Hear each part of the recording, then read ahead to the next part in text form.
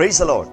ஆண்டவரும் இரட்சகருமாய் இருக்கிற இயேசு கிறிஸ்துவின் நாமத்தினாலே தினம் ஒரு தீர்க்க தரிசனம் என்கிற தேவனுடைய வார்த்தைக்கு உங்களை வரவேற்கிறோம். தீர்க்க தரிசனம் என்பது தேவ ஆவியால் அருளப்பட்ட அவருடைய வாக்குத்தத்தமான வார்த்தைகள் மாத்திரமே. இந்த நாளுக்குரிய தீர்க்க தரிசனமான வார்த்தைகளை வாசித்து நாம் செபிக்கலாம். நெகேமியா 2வது அதிகாரம் 18வது வசனத்தை நாம் வாசிக்கலாம். என் தேவனுடைய கரம் என் மேல் நன்மையாய் இருக்கிறதையும் ராஜா என்னோடு சொன்ன வார்த்தைகளையும் அவர்களுக்கு அறிவித்தேன். ஆமென். Praise God. கர்த்தர் இந்த வார்த்தைகளை நமக்கு ஆசீர்வதித்து தருவாராக. இந்த நாளுக்கு தேவன் கொடுக்கிற தீர்க்க தரிசனமான வார்த்தை, நெகேமியா சொன்ன அழகான வார்த்தை, என் தேவனுடைய கரம் என் மேல் நன்மையாக இருக்கிறபடியினால். Price God. இந்த சத்தத்தை கேட்கிற உங்கள் ஒவ்வொருவருக்கும் இந்த வார்த்தையை தீர்க்க தரிசனத்தின் ரேமா வார்த்தையாய் ஆண்டவர் சொல்லுகிறார். உங்கள் தேவனாயிருக்கிற கர்த்தருடைய கரம் உங்கள் மேல் நன்மையாயிருக்கிறது என்று அவர் வாக்குத்தத்தம் பண்ணுகிறார். என்னை சுற்றிலும் பல்வேறு கரங்கள் வருகிறது. அநேக நேரத்தில் என்னுடைய சுற்றிலும் வருகிற உறவுகளுடைய கரம், நண்பர்களின் கரம், மனிதர்களுடைய கரம் என்னை தூக்கி விடுவது கிடையாது. காலை வாரிவிடும் அல்லது தீமைக்கு நேரே தள்ளிவிடும். ஆனால் நீங்களும் நானும் ஆராதிக்கிற நம்முடைய ஆண்டவராகிய இயேசு கிறிஸ்துடைய கரம் எனக்கு எப்பொழுதும் நன்மையாக இருக்கிறது. எத்தனை பேர் இந்த வார்த்தைக்கு ஆமென் சொல்றீங்க? Price God. ஆமென் சொல்லி கர்த்தரை மகிமைப்படுத்துங்க. ஸ்தோத்திரம். இந்த வார்த்தையை கேட்டுக்கொண்டிருக்கும் பொழுதே நீங்கள் செபிக்க ஆரம்பிங்க.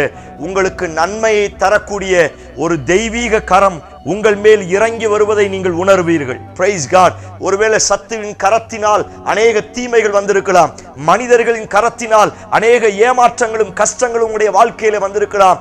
ஆனால் நீங்கள் ஆராதிக்கிற தேவனுடைய கரம் ஒரு நாளும் உங்களுக்கு தீமையை கொடுப்பது அல்ல. எப்பொழுதும் தேவனுடைய கரம் உங்கள் மேல் நன்மையாக இருக்கிறது. ஆமென் சொல்லி கர்த்தரை மகிமைப்படுத்துங்க. Price God. உங்க குடும்பத்தின் மேல தேவனுடைய கரம் நன்மையாய் வரப்போகிறது. உங்க பிள்ளைகள் வாழ்க்கையின் மேல தேவனுடைய கரம் நன்மையாய் வரப்போகிறது. உங்களுடைய கையின் பிரயாசத்துல, நீங்கள் செய்து கொண்டிருக்கிற வேலைகள்ல, உங்க பிசினஸ்ல இதுவரை இல்லாத அளவு தேவனுடைய கரம் நன்மையாக வெளிப்பட போகிறது. எத்தனை பேர் இந்த வார்த்தைக்கு ஆமென் சொல்றீங்க? நம்பிக்கையோடு இந்த வார்த்தையை ஸ்தோத்திரம் ஆமென் சொல்லி ரிசீவ் பண்ணுங்க. ஸ்தோத்திரம். இங்கே நெகேமியா சொன்ன வார்த்தை அதே 2வது அதிகாரத்தில் சொல்லுகிறார், தேவனுடைய கரம் என் மேல் இருந்தபடியினால் ராஜா நான் கேட்ட அனைத்தையும் கொடுத்தான். இந்த காரியங்கள் நெகேமியா அடிமையாக்கப்பட்ட அந்த சமயத்தில் நடந்த காரியங்கள். இவன் அடிமையாக்கப்பட்டு ஒரு அரண்மனையில் இவன் வேலை செய்து கொண்டிருக்கிறான். ராஜா நெகேமியாவை பார்த்து கேட்கிறான், உன்னுடைய முகம் ஏன் துக்கமாய் இருக்கிறது? உனக்கு என்ன சம்பவித்தது? அந்த இடத்தில் நெகேமியா ராஜாவுக்கு பிரதியுத்தரமாக சொல்லுகிறான், எங்கள் தேசத்தினுடைய அலங்கம் இடிக்கப்பட்டிருக்கிறது, தீக்கிரையாக்கப்பட்டிருக்கிறது. எங்கள் தேசம் பாழாய் கிடக்கும் பொழுது நான் எப்படி மகிழ்ச்சியாய் இருக்கும் பொழுது இருக்க முடியும் என்று அவன் ராஜாவிடத்தில் சொல்ல ஆரம்பிக்கிறான். இந்த வார்த்தையை கேட்ட ராஜா, ஸ்தோத்திரம், உனக்கு நான் என்ன செய்யணும்? உடனே அந்த டைம்ல தான் இந்த நெகேமியா ராஜாவை பார்த்து நிறைய காரியங்களை செய்கிறார். ஸ்தோத்திரம். எனக்கு இவ்வளவு தேவைகள் இருக்கிறது, இவ்வளவு மரங்கள் தேவை இருக்கிறது, இவ்வளவு வேலையாட்கள் தேவை இருக்கிறது. ஸ்தோத்திரம். கடைசிக்கு அந்த நெகேமியாவை சொல்லுகிற வார்த்தை, தேவனுடைய கரம் என் மேல் இருக்கிறபடியினால் ராஜா நான் கேட்ட அனைத்தையும் எனக்கு கொடுத்தான். ஓ, எத்தனை பேர் இந்த வார்த்தைக்கு ஆமென் சொல்றீங்க? நான் சொல்லுகிறேன், தேவனுடைய கரம் உங்க மேல இருந்துச்சுன்னா எதிரி கூட உங்களுக்கு உதவி செய்வான். ஆமென். Praise God. ஹல்லேலூயா. ஸ்தோத்திரம். எத்தனை ரீதியில அவன் அழிக்க வேண்டும் என்று எழும்பி வந்தாலும் ஸ்தோத்திரம், அப்படிப்பட்ட எதிரிகளையும் எனக்கு உதவி செய்யக்கூடிய மனப்பான்மையில் ஆண்டவர் மாற்றி போட வல்லமையுள்ளவராய் இருக்கிறார். சபையை நம்புங்கள், தேவனுடைய கரம் உங்கள் மேல் நன்மையாய் வெளிப்பட போகிறது. ஸ்தோத்திரம். யாக்கோவின் மேல் அந்த கரம் நன்மையாய் இருந்தது. ஸ்தோத்திரம். ஏசா யாக்கோப்பை கொலை செய்வதற்கு ஆட்களை கூட்டிக் கொண்டு வருகிறான். ஆனாலும் தேவனுடைய கரம் யாக்கோபின் மேல் நன்மையாய் இருந்தபடியினால் எல்லா தீங்கிற்கும் விலக்கி பாதுகாத்தார். கொலை செய்ய வந்த ஏசா அவனை கட்டி தழுவி நலம் விசாரித்தார் என்று வேதத்திலே வாசிக்க முடியும். யோசேப்பின் மேல் அதே தேவனுடைய கரம் நன்மையாய் இருந்தபடியினால் சிறை பிடிக்கப்பட்ட இடத்தில் கர்த்தர் அவனை ராஜா உட்கார இடத்துல அவனை உட்கார வைத்து அழகு பார்த்தார். சபையே, தேவ பிள்ளையே, நீங்கள் நம்ப ஆரம்பியுங்கள். உங்கள் மேல் தேவனுடைய கரம் நன்மையாக இருக்கிறது. Praise God. இந்த நன்மையான கரம் உங்கள் வாழ்க்கையில் நன்மையானவைகளை செய்ய போகிறது. Praise God. எலியாவை குறித்து வேதத்தில் வாசிக்கிறோம், தேவனுடைய கரம் எம்மேல இருக்கிறபடியினால் சோத்திரம் ஆகாபுக்கு முன்பதாக ஓடினான் என்று வேதத்தில் வாசிக்கிறோம். பிரியமான தேவனுடைய பிள்ளையே, தேவனுடைய கரம் சாதாரணமானது அல்ல. வேதத்தில் வாசிக்கிறோம், எவனையும் மேன்மைப்படுத்துவ, எவனையும் உயர்த்துவதற்கு அந்த கரம் இன்றைக்கும் வல்லமை உள்ளதாயிருக்க என்று வேதத்தில் வாசிக்க முடியும். மோசேயை பார்த்து ஆண்டவர் சொன்னார், என்னுடைய கரம் குறுகி போயிருக்கிறதோ? நான் சொல்லுகிறேன், ஆண்டவருடைய கரத்தின் வல்லமை இந்த நாட்களில் உங்கள் குடும்பத்தின் மேல் வெளிப்பட போகிறது. ஆண்டவருடைய கரத்தின் வல்லமை உங்க பிள்ளைகளின் மேல, உங்களுடைய கையின் பிரயாசத்தின் மேல இதுவரை இல்லாத அளவு நன்மையாய் வெளிப்பட போகிறது. எத்தனை பேர் இந்த வார்த்தைக்கு ஆமென் சொல்றீங்க? பிரைஸ் காட், ஹalleluya.